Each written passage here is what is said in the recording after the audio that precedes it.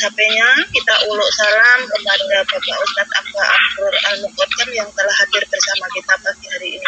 Buka baca Bismillahirrahmanirrahim. Assalamualaikum warahmatullahi wabarakatuh.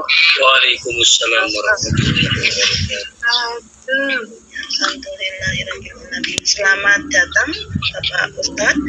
Silahkan duduk di tempat yang telah disediakan. Baik, jamaah Majelis Taklim Iwamit On Air Rahimahullah, sebelum beliau menyampaikan materi kajian kitab Al-Hikam pada kesempatan pagi hari ini, mari terlebih dahulu kita haturkan salam dan sholawat kepada junjungan kita Nabi Agung Nabi Muhammad Sallallahu Alaihi Wasallam. Allahumma sholli wa sallim wa barik alaihi wa alihi. Ayo semuanya semangat ya. Allahumma sholli ala Muhammad. Allahumma sholli wa sallim wa barik alaihi wa alihi. Bila Nabi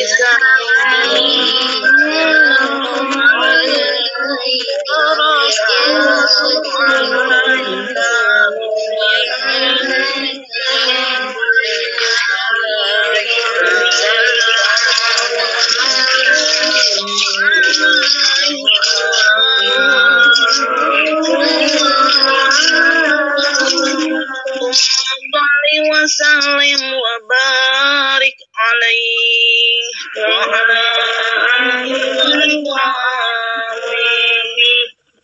kepada Bapak Ustadz Abba Abdur Al-Muqaddam, kesempatan kami persilahkan. Semoga Bapak.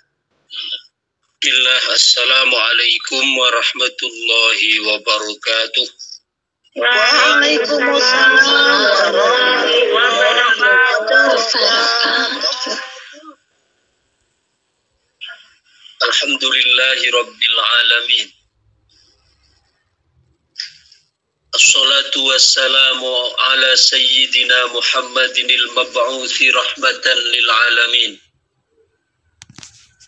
Asyhadu an la ilaha illallah wahdahu la syarika lah, iyyahu na'budu wa iyyahu nasta'in. Wa asyhadu anna sayyidana wa nabiyyana Muhammadan abduhu wa rasuluhu arsalahu rabbuhu basyiran wa nadhiran wa rahmatan lil alamin. Allahumma salli wa sallim wa barik ala sayyidina Muhammadin wa ala alihi wa sahbihi wa tabi'ina wa man tabi'ahum bi ihsanin ila yaumiddin. Subhanaka la ilma lana illa ma 'allamtana innaka antal alimul hakim. Subhanaka la fahma lana illa ma fahamtana innaka antal jawadul karim. Rabbana iftah bainana wa baina qaumina bil haqqi wa anta khairul fatihina summa amma ba'du. Bismillahirrahmanirrahim.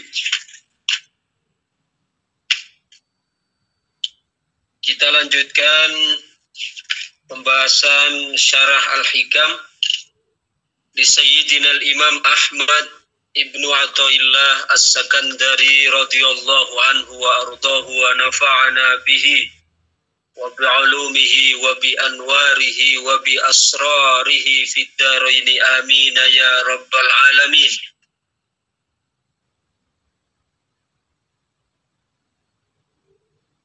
Pada pertemuan hari Kamis yang lalu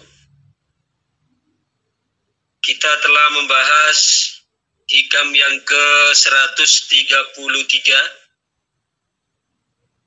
yang menjelaskan tentang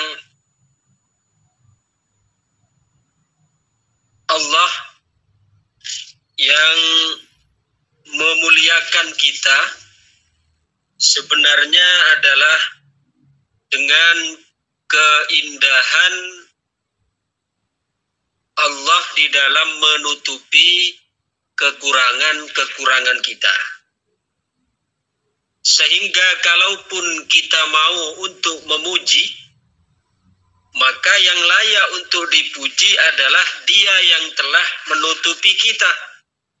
Bukan kita malah memuji diri sendiri yang hanya sebagai pipa untuk menyalurkan atau pipa tempat berlalunya, mengalirnya sifat kemuliaan Allah itu. Jadi sebenarnya ketika kita nampak sempurna, ketika kita nampak perfect, baik itu di hadapan makhluk maupun kita nanti dalam peradilan Allah, itu sebenarnya hanya semata karena keindahan Allah di dalam menutupi kekurangan-kekurangan kita. Bukan karena kita yang memang memiliki sifat sempurna. Karena sifat dasar kita sebagai hamba adalah an-naqsu. Memiliki sifat kurang, memiliki sifat cacat, memiliki sifat lemah. Maka cacat kita ditutupi oleh Allah, lemah kita ditutupi oleh Allah, dan seterusnya sehingga kita nampak sempurna. Jadi hakikatnya yang sempurna itu adalah Gusti Allah. Kita itu hanya ditutup oleh Allah, tidak ditampakkan kekurangan-kekurangan itu. Sekarang kita lanjutkan pada hikam yang ke-134. Qala radhiyallahu anhu, ma sahibaka illa man sahibaka wa huwa bi'aibika alimun wa laysa dhalika illa maulakal karim. Ma sahibaka illa man sahibaka wa huwa bi'aibika alim wa laysa dhalika illa maulakal karim. Ma sahibaka, ma sahiba ora nyertane ing sira. Sapa illa man, ulangi, ma sahiba ora nyertane ka ing sira illa man angin wong, angin zat sahibaka kang nyertane ing sira wa huwa utawi man bi'aibika kelawan cacat sira iku alimun, zat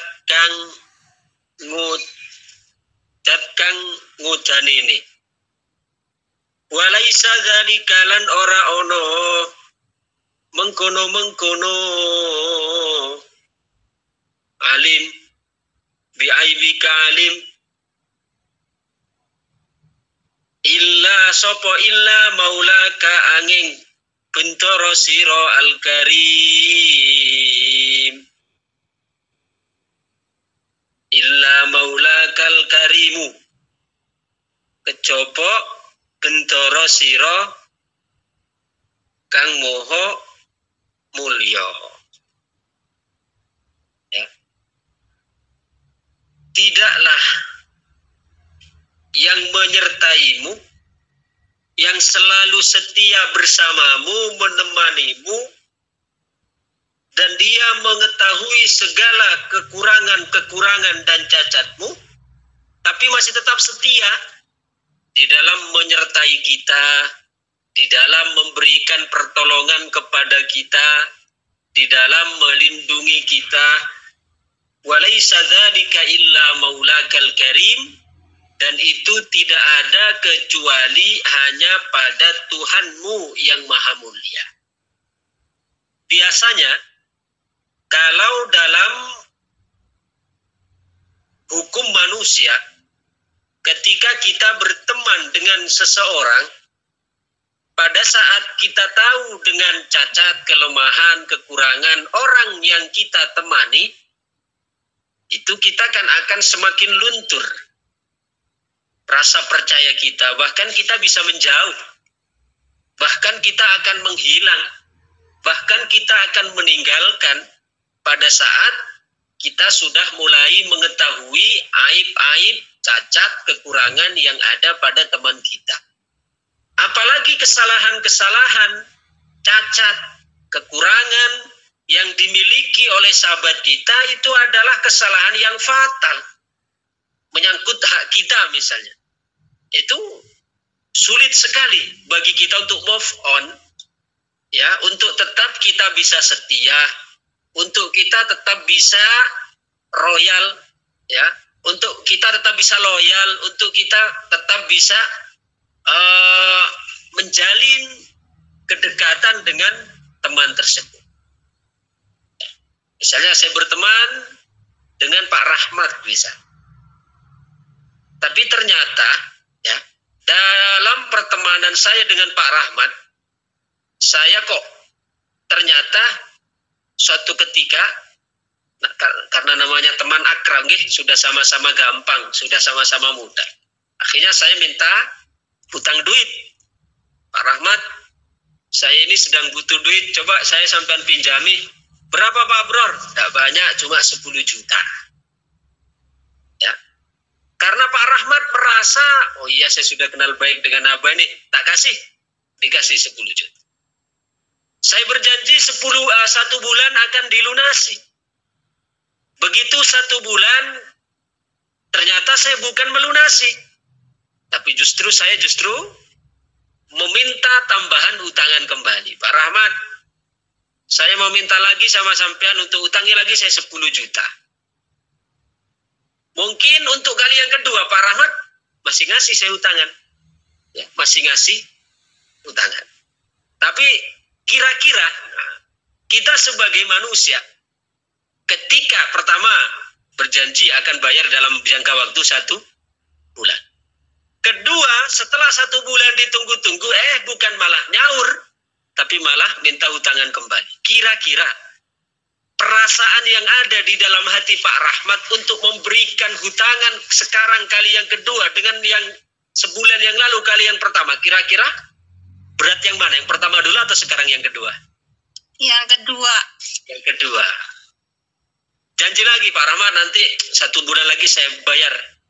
Ternyata 1 bulan lagi, bukan malah bayar, malah minta hutangan lagi 10 juta. Perasaan Pak Rahmat di kali ketiga masih mungkin enggak untuk memberi hutangan? Hilang kepercayaan, Bah.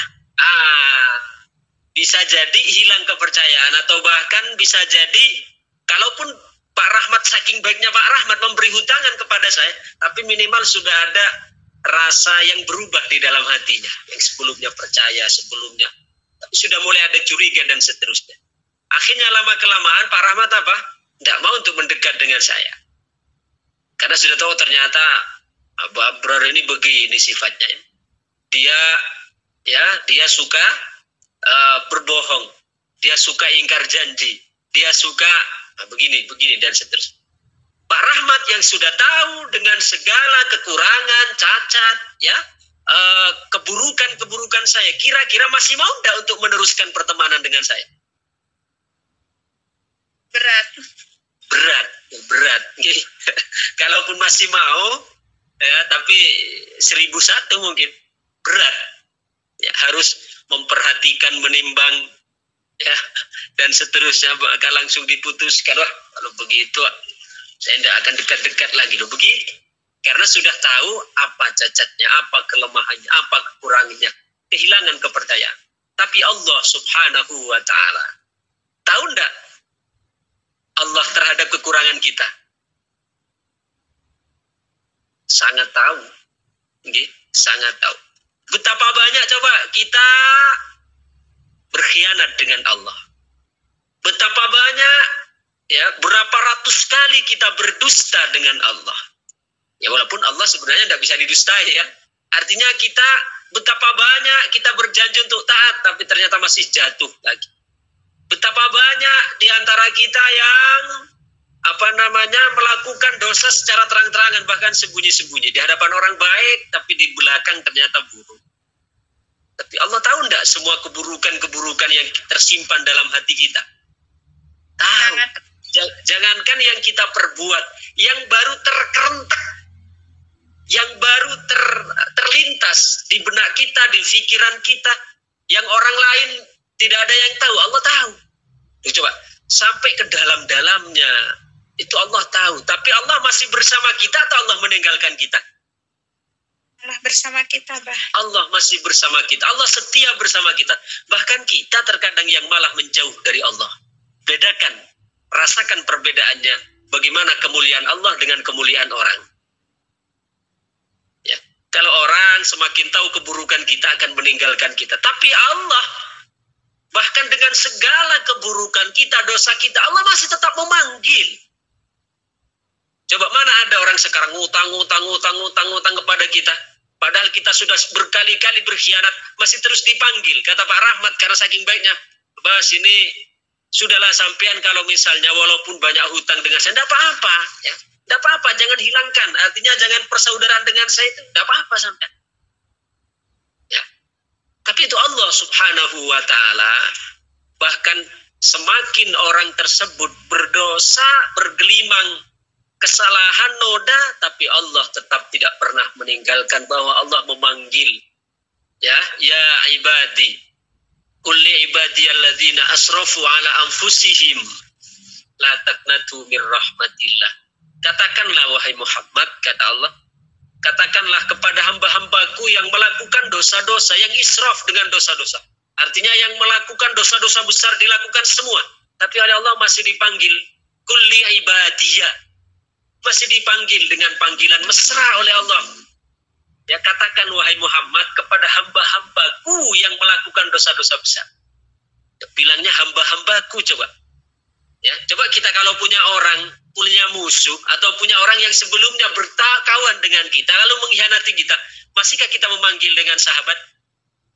Masihkah kita akan memanggil dengan panggilan lembut? Ya, masihkah kita memanggil dengan panggilan ya, wahai sahabatku, wahai sobatku, wahai bestiku, masihkah begitu? Enggak, bahkan kita akan keluar kata-kata hardikan. Ya. Ya, bahkan bisa keluar kata-kata kotor. Wahai keledai.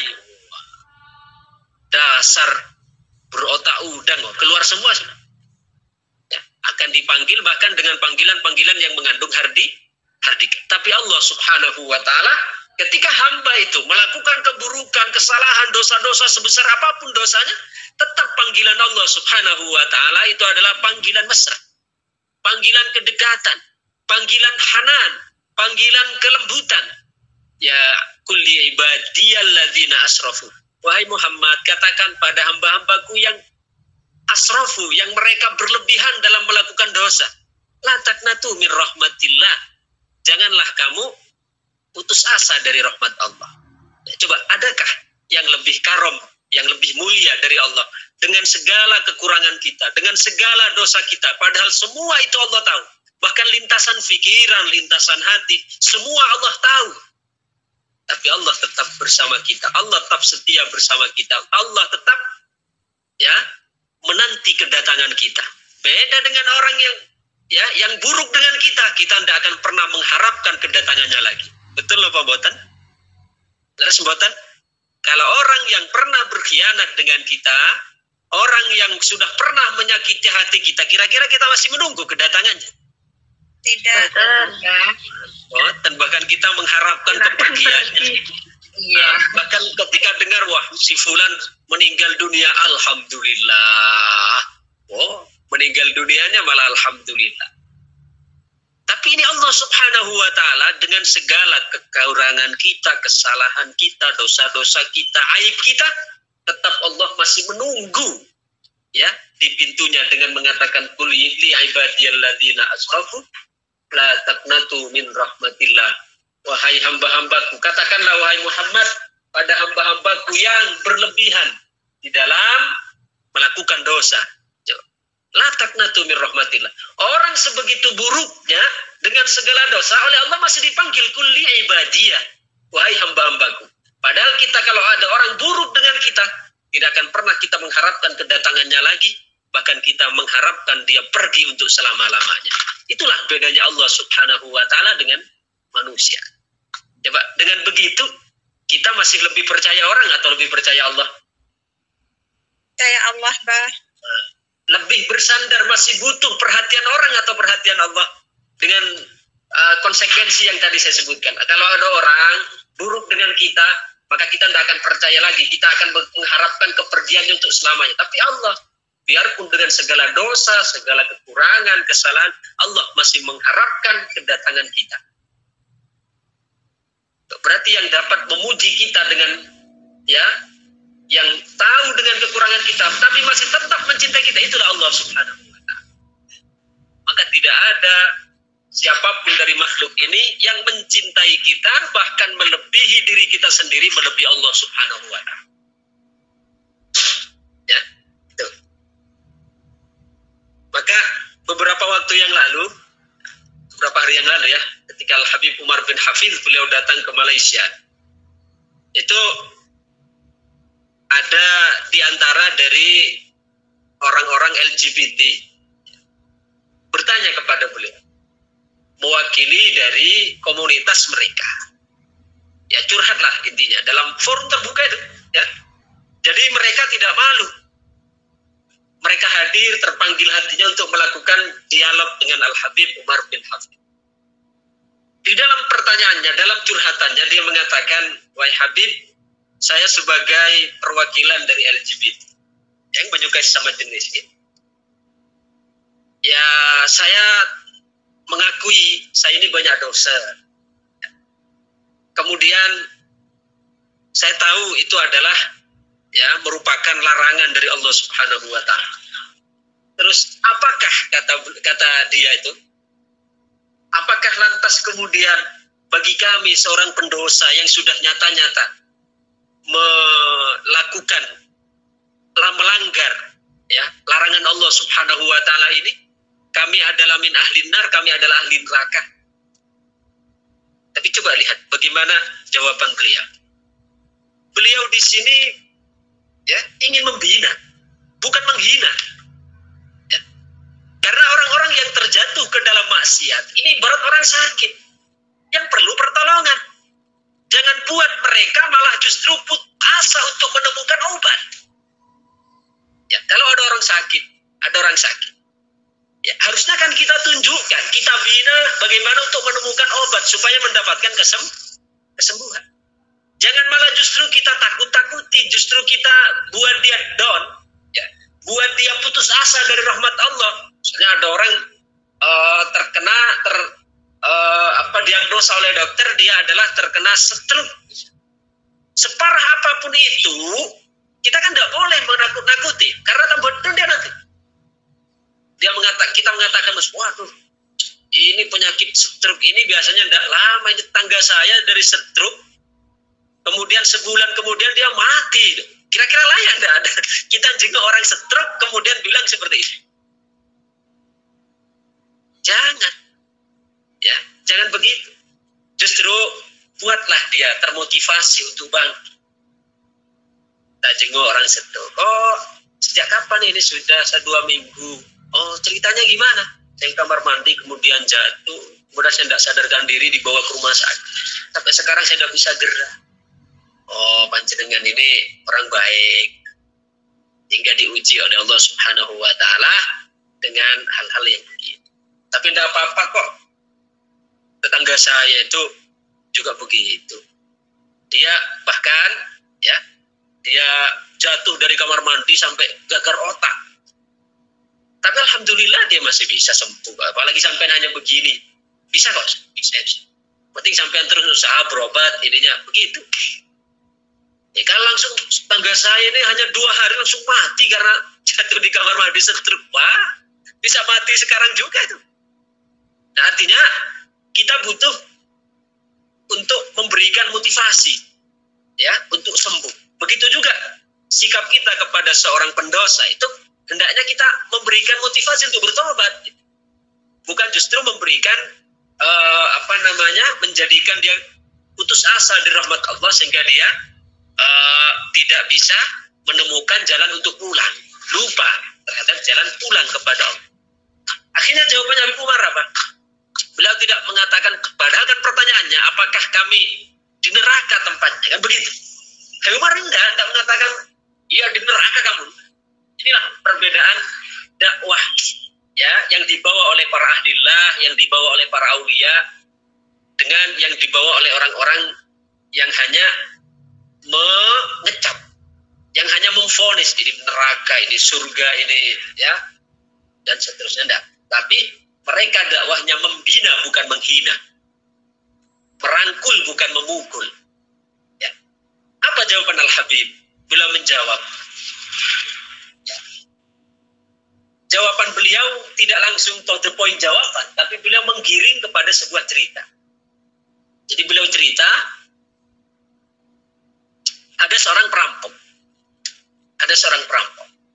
Ya. Bahkan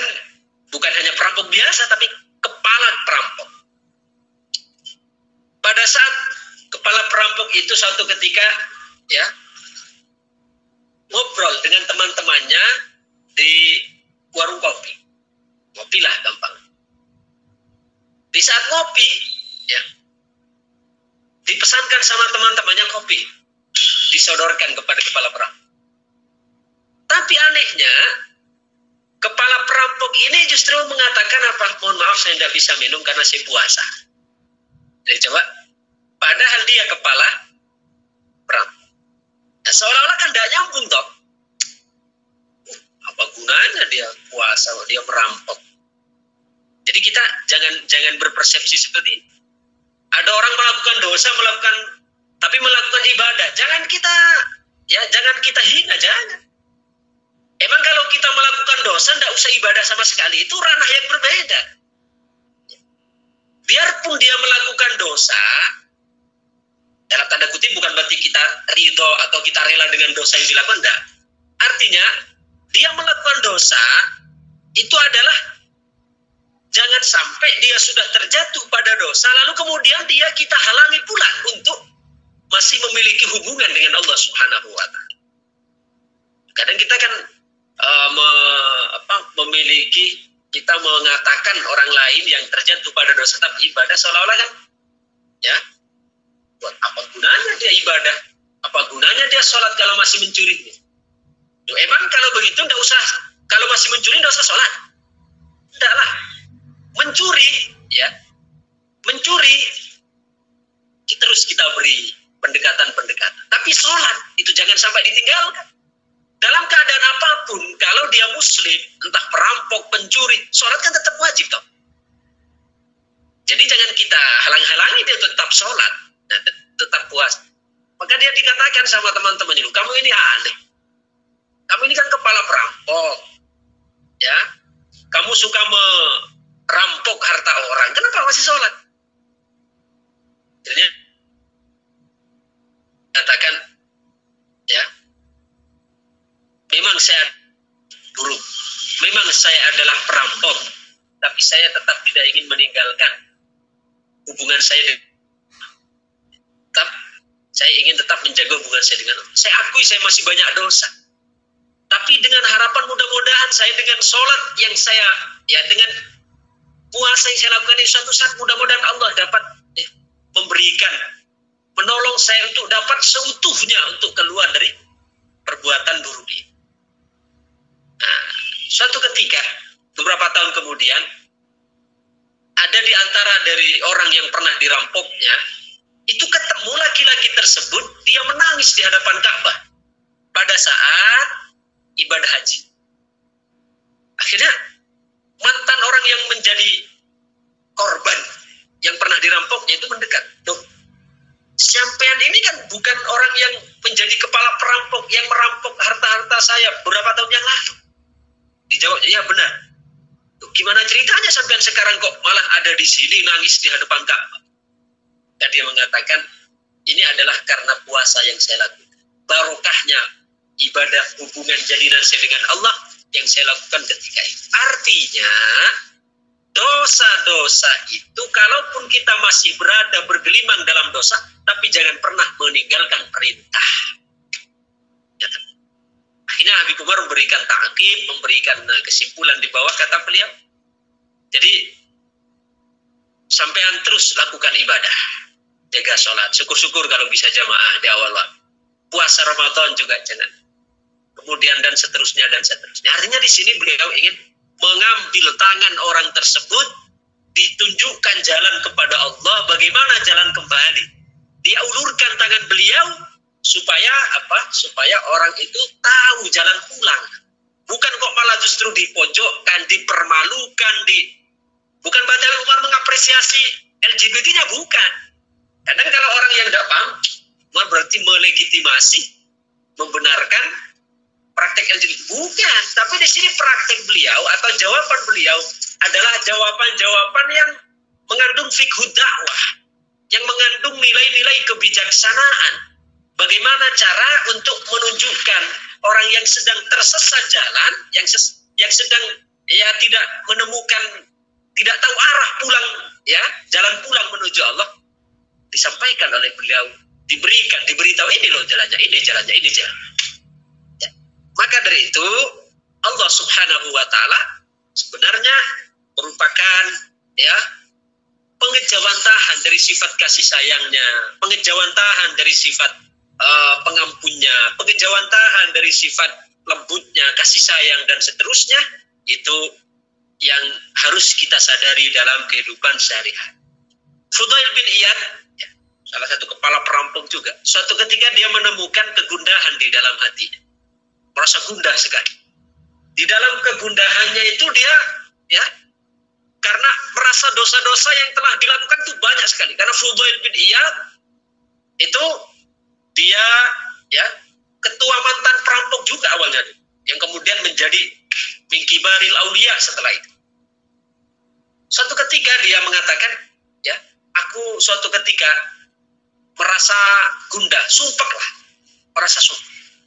Entah kenapa, karena dosa-dosaku terasa begitu menumpuk, dan aku tidak tahu bagaimana caranya untuk kembali kepada Allah. Akhirnya dia berjalan di Madinah, dan dia melihat ada anak kecil yang bandel. Anak kecil yang bandel. Malam-malam karena bandel dari dalam rumah, akhirnya sama ibunya dia dikeluarkan dari rumah, ditarik, keluar kamu. Akhirnya keluar. Maka ketika di luar, anak kecil itu dikunci pintunya oleh sang ibu dari dalam. Ya, anak itu dibiarkan seorang diri ada di luar. Maka si anak itu dia meratap di depan pintu sambil ngetok, ya, ngetuk pintu, dia mengatakan, ibu, buka pintu, ibu, dia sambil menangis di situ. Dan pada akhirnya sang ibu juga dia tidak tega melihat tangisan dari sang anak itu. Kemudian lalu dibuka pintu dan dipeluknya, dan menangislah sang ibu itu dan mengatakan, wahai bagian dari jiwaku, ya, kembali masuklah. Ya, artinya ibu tadi dia mengeluarkan anak dari dalam rumah bukan karena benci sebenarnya, tapi sebenarnya ingin menunjukkan bahwa betapa kasih sayangnya, pelukan kasihnya, pelukan rindunya, pelukan sayangnya itu akan semakin dapat dirasakan. Maka setelah menyaksikan hal itu, Fudail bin Iyad dia mengatakan, aku sudah tahu, aku menemukan sekarang jawabannya. Artinya ketika aku bandel dengan Allah, simbol tadi bandel dengan ibunya kan, maka oleh Allah kita dikeluarkan. Ya ibarat anak tadi dikeluarkan di rumah. Ya mungkin kita bukan ditelantarkan, diberi pelajaran lah. Tapi kita jangan pernah berhenti untuk mengetuk pintu Allah Subhanahu wa taala. Merataplah di depan pintunya. Terus ketuk pintunya.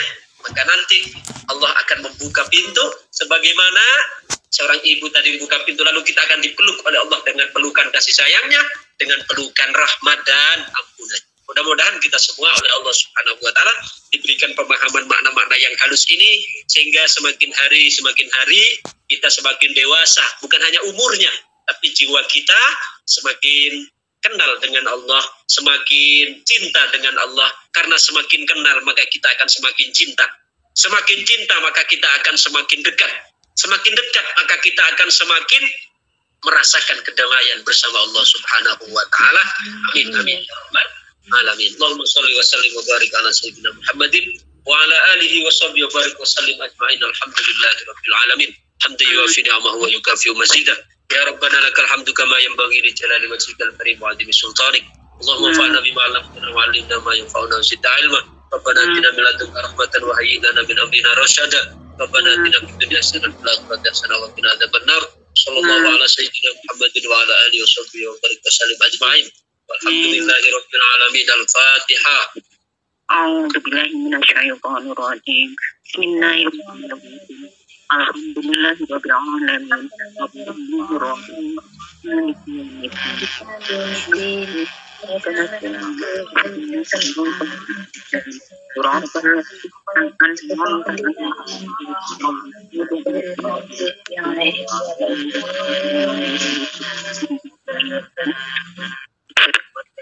Demikian, assalamualaikum warahmatullahi wabarakatuh.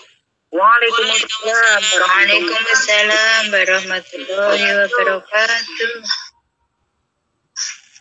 Alhamdulillahirabbil alamin. Disampaikan terima kasih kepada beliau Bapak Ustadz Abba Abror Al-Muqaddam yang telah menyampaikan materi kajian kitab Al-Hikam pada kesempatan pagi hari ini ya. Sangat banyak dan besar sekali hikmah yang dapat kita ambil, hikmah yang dapat kita petik sebagai pelajaran pada kesempatan pagi hari ini. Ayo kembali kita ingat-ingat dosa-dosa apa saja yang sudah pernah kita perbuat. Mendolimi diri sendiri, mendolimi Allah Subhanahu wa Ta'ala, maupun mendolimi sesama kita. Hanya diri kita saja yang tahu. Selama ini kita tampak perfect, tampak baik-baik saja, karena Allah masih menutupi aib dan cacat kita. Ketika Allah telah membukanya, maka kita bukanlah siapa-siapa. Kita hanya hamba yang hina-jina, dengan penuh dosa, dengan penuh luka. Oleh sebab itu, jangan ditunda-tunda untuk membaik bersama-sama melalui wadah yang kita cintai, Majelis Taklim Iwamid On Air. Jika kita merasa mencintai Iwamid On Air, maka milikilah Iwamid On Air sepenuh hati. Apa yang ada di dalamnya, baik dan buruk, ambillah. Yang baik, mari kita teruskan. Yang masih buruk, mari bersama-sama kita perbaiki. Jangan saling menyalahkan, tapi mari kita saling memaafkan. Terus bergandeng tangan, bersama-sama maju terus, pantang mundur dengan Majelis Taklim Iwamid On Air. Sesuai dengan kesepakatan kita bersama bahwa kita akan membaik bersama di Majelis Taklim Iwamid On Air dan untuk selama-lamanya hingga kelak nanti di akhirat. Amin. Allahumma amin. Amin. Amin ya Rabbal alamin. Dengan berakhirnya doa tadi. Nggih apa? Monggo. Ada satu hal yang saya dapatkan ini notes, quotes dari Ibu Sumiasi nggih. Nggih apa? Ya, Bapak. Luar biasa nih, ada satu hal yang saya catat ini. Jadi ketika ada kekurangan, jangan kita saling menyalahkan, tapi mari kita saling memaafkan. Luar biasa itu katakan. Ya, mudah-mudahan barokah insyaallah. Ya, amin ya Rabbal alamin. Matur mbah nuwun Abah. Selalu mohon doa restu dari Abah Abror Al-Muqaddam. Semoga kami Majelis Taklim Iwamid On Air ini terus bisa mendakwahkan agama Allah Subhanahu wa Ta'ala, terus memanusiakan manusia, bergerak di visi dan misi yang selama ini sudah kita jalankan, ini diridhoi oleh Allah sehingga semuanya berjalan dengan lancar. Amin ya Rabbal alamin. Ini semuanya berkat bimbingan dari Bapak Ustadz Abah Abror Al-Muqaddam juga ya. Bapak kita yang satu ini sudah sangat luar biasa.